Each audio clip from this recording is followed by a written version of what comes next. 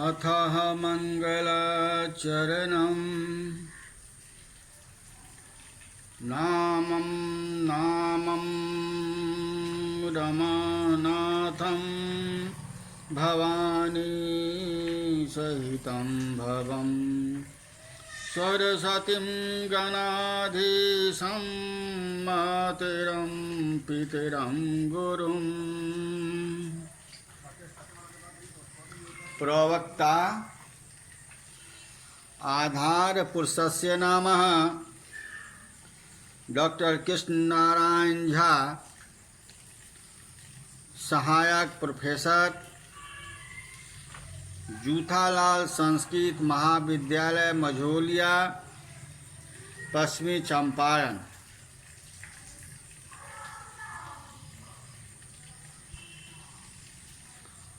कक्षा उपशास्त्री द्वितीय खंड। निर्धारित पुस्तक का नाम हितोपदेश मित्र लाभ। विषय है, आज का विषय है कथामुख। तो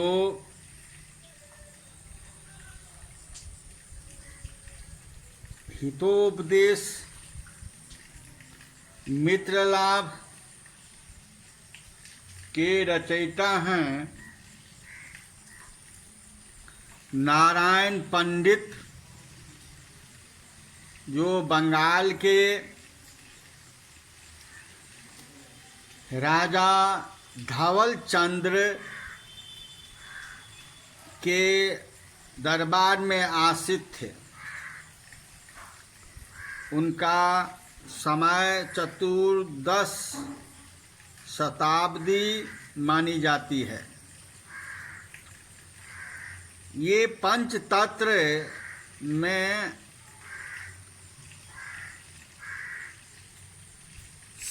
समास,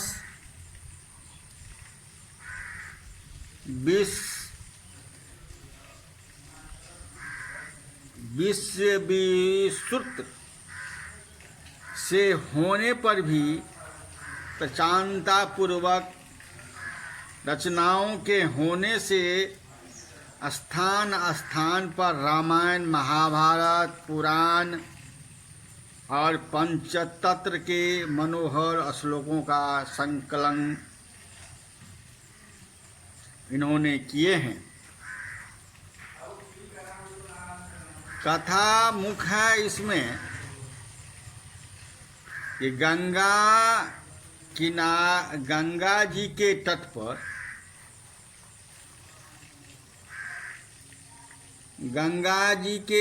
पर पाटलिपुत्र यानी पटना नाम का नगर है। वहाँ अनेक गुणों से संपन्न सुदर्शन नाम के राजा थे। उन्होंने किसी समय किसी से पढ़े गए 2 श्लोकों को सुना, जिनका अभिप्राय है कि अनेक शंकाओं को हटाने वाली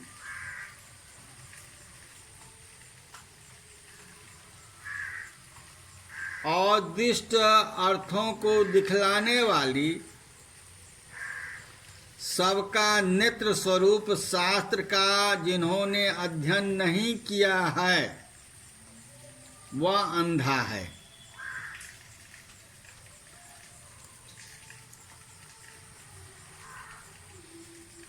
जवानी, धन संपत्ति, प्रभुत्व, हुकूमत,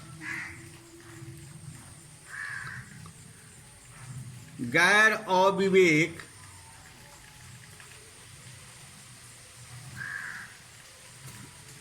इनमें से एक भी अनर्थ के लिए पर्याप्त होता है, जिसमें ये चारों नहीं है, उसे कहना ही क्या है। ऐसा सुनकर राजा ने शास्त्र के ज्ञाता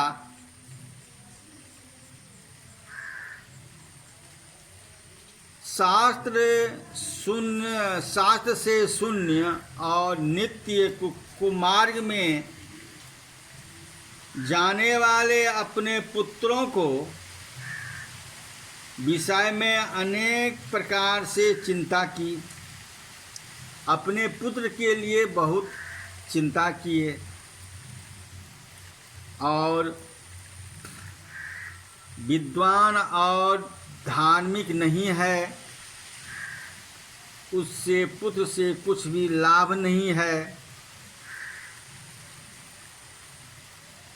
अनुत्पन्न उत्पन्न नहीं है, मरा हुआ है और मूर्ख है। इन तीनों पुत्रों के पहले के पुत्र अनुत्पन्न और मृत एक ही बार दुख देने से कुछ अच्छे हैं, परंतु पग पग में दुख देने वाले मूर्ख पुत्र बिल्कुल अच्छा नहीं है। राजा ने इस प्रकार चिंता कर पंडितों की सभा बुलाई और कहा, हे विद्वेजन, हे विद्वानों लोग, कुमार्ग से चलने वाले मेरे मूर्ख मेरे पुत्रों को नीति शास्त्र का उपदेश दें। आप लोगों में कोई समर्थ है? राजा का ऐसा वाक्य सुनकर विष्णु शर्मा नाम के नीति शास्त्र महापंडित ने राजपुत्रों को पढ़ाकर 6 मास के भीतर नीति शास्त्र में अभिन्न कराने के लिए प्रतिज्ञा की। राजा ने भी ताकतापूर्वक अपने पुत्रों को उनके पास सौंपा। ये मुख्य बात है।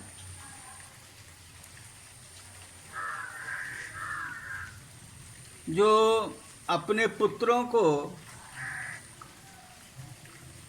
ज्ञान देने के लिए कौन ऐसा पिता नहीं होगा जो विद्वानों की सभाओं में उनकी शिक्षा दीक्षा देने के लिए विद्वानों को सौंपेंगे। और दूसरा कथा है काक कूर्म मृग चूहे की कथा। ये उदाहरण के रूप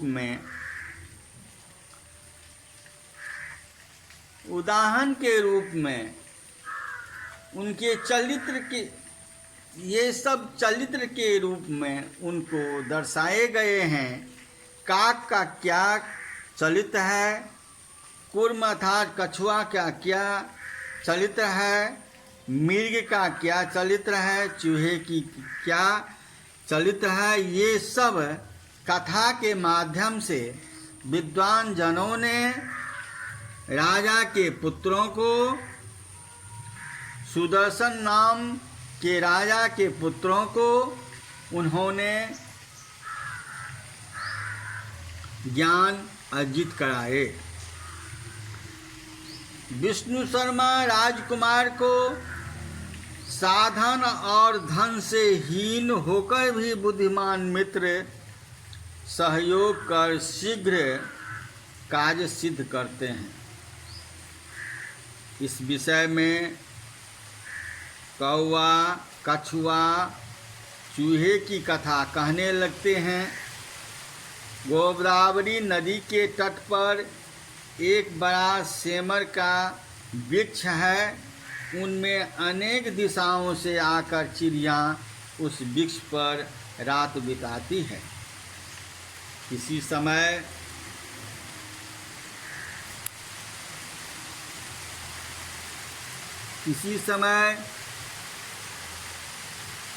प्रातःकाल में लघुपतनक नाम के कौवे ने हाथ में पास लिए व्याधा को देखा और घनिष्ठ अनिष्ट की संभावना को आशंकाओं से यह व्याकुल होकर उनके पीछे पीछे चल दिए। व्याघा ने भी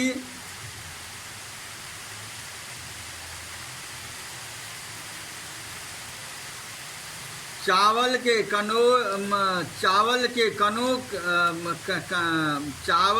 कणों को बिखेर कर जाल बिछा दिया। उसी समय कबूतरों के झुंड राजा चित्रगुप्त के अनिष्ट की आशंका से तंदुल कणों को चुराने में तत्पर मुग्ध अपने बंधु कबूतरों को खाने से मना कर दिया। गगन के लोभ से अनिष्ट पीने वाले पथिक की कथा सुनाते हैं। कनक लोभ से पथिक की कथा है कि चित्रगुप्त ने कहा कि दक्षिण अरण्य में घूमते हुए मैंने एक बाघ की एक बूढ़ा का स्नान करके हाथ में पूछ लेकर तालाब के किनारे कह रहा है, हे पंथो, सोने का कगन ये ले लो। ऐसा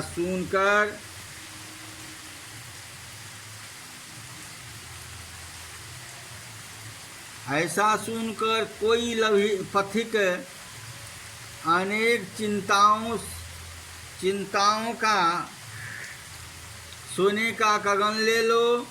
ऐसा सुनकर कोई लोभी पथिक अनेक चिंताओं से मुक्त होकर पूछने लगा कि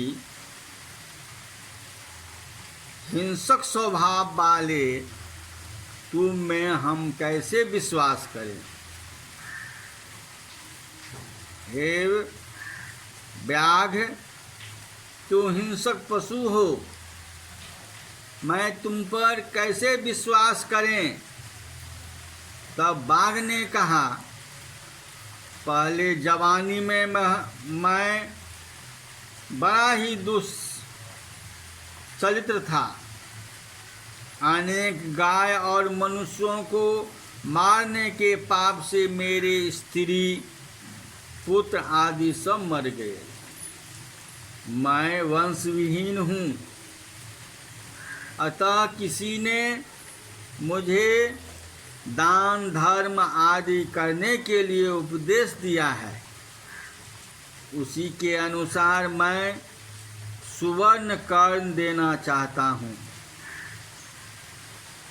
तुम इस तालाब में स्नान करके इस कगन ले लो।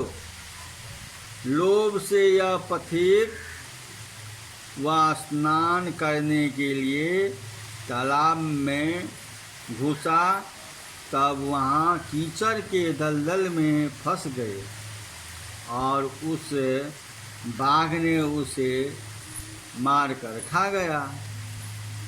इस कारण से इस तंदुल कणों में लोभ करोगे तो हम लोगों को भी ऐसे ही स्थिति होगी, दुर्गति हो सकती है, ऐसे ही दुर्गति हो सकती है। इसलिए कबूतरों का राजा चित्रगुप्त ने अपने मित्रों से कहा कि इस तरह का लोभ मत करो, कि ये जाल में फंसे हुए तंडुल को हम लोग खाएं और इस जाल में फंस जाएं।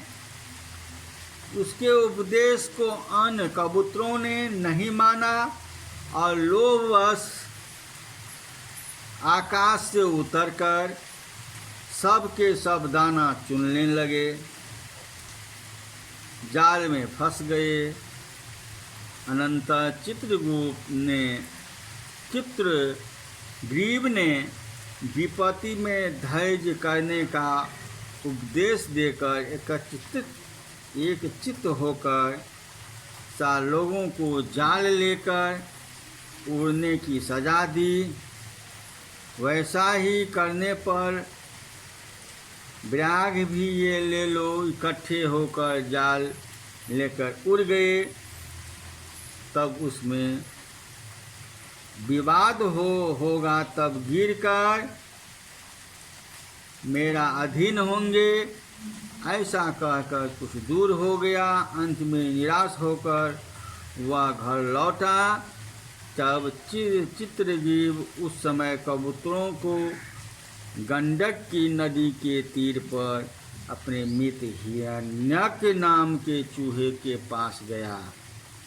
पहले तो वह हिरण्यक चित्रग्रीवों को न पहचान कर उससे डर कर बिल में अंदर चला गया। पीछे उसे पहचान कर उसका पास जो है जाल का काटने लगा। तब चित्रगुप्त ने पहले अपने परिवार के आश्रित कबूतरों को पास काटने के लिए अनुरोध किया। अनंतर हिरण्यक ने अपने कबूतरों को पास काट डाला। यह सब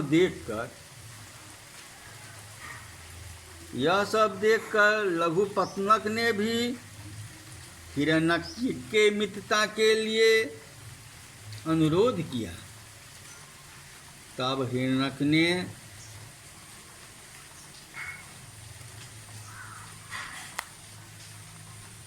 भक्ष्य और भक्षक की प्रीति विपत्ति की कारण होती है कहकर दृष्टांत के लिए कथा कहना शुरू किया।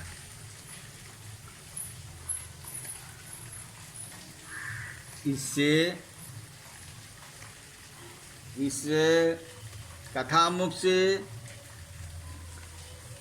एक सीख आती है, अति लोभस्य पापस्य कारणम। लोभ नहीं करना चाहिए। लोभ करने पर इसी तरह जाल में फंस सकते हैं। आज का पाठ हम यहीं समाप्त करते हैं। पूर्णम।